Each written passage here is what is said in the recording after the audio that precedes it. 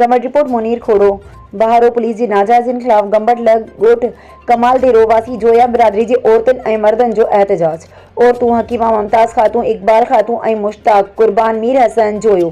बहारो police खिलाफ़ दाईंदे चयो त असांजे बिना जवाज़ ऐसे शो बहारो तंग करे रहियो आहे। हकीमा मुमताज़ खातून मीडिया खे ॿुधायो त कुझु ॾींहं पहिरियां बि बहारो पुलिस असांजे मथां चढ़ाई कई ऐं ॻरी रक़म जी घुर कई। न ॾियण ते असांजे भाउ मुश्ताक खे लाकअप करे छॾियो हुयो।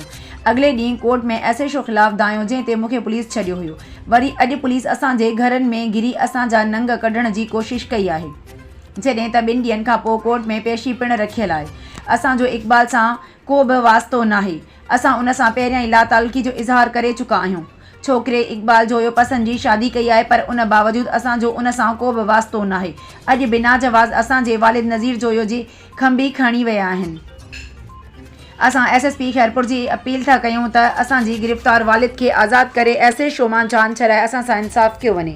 होॾां एसएचओ बहारो अज़म मामून सां राब्तो थियण ते पंहिंजो मौक़िफ़ ॾियण खां इनकार करे छॾियो।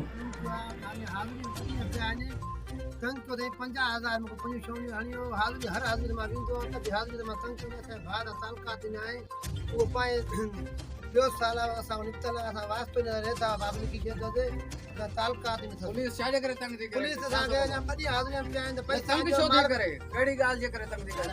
पैसे खाइण करे त चुप आहे, चुप में पैसो खारायो असांखे तालुकात माना जेको आहे पैसो तव्हां तालुकात न आहे। असां भाउ सां वास्तो हिकु वारो वास्तो न आहे, तालुकात न आहे हिकु वारो सां। ॿियो साल असां गांव शिगल आहे असां गांव, उहो असां नेता वारा लिखी छॾिया बाबे। असां भेरनि जो त वास्तो ई न अथव ख़तमु। तूं उमड़ सां तूं ॻाल्हाए पोइ 4 एतिरो ॻाल्हायो, ॿ मिंट में कयो, मिंट बस। असांजे भाउ पसंदि जी शादी कई, उन हूंदे असांखे हिकिड़ी घर मां ॿियो साल आहे निकिरी वियो आहे। निकिरी अतई हूंदे असांखे पुलिस ॾाढो तंग कयो आहे। अॼु असां सां हद करे छॾियूं, 4 मोबाइल कया, असांखे मारे कुटे कड़ो हयो अथई। तंहिं हूंदे असांजो माल खईंदो वञे, कमल छेलो आयो, कमल बकरी आई, 2 ॾींहं अञा हाज़िरियूं पिया आहिनि त वरी अॻे पुॼे थो अचे।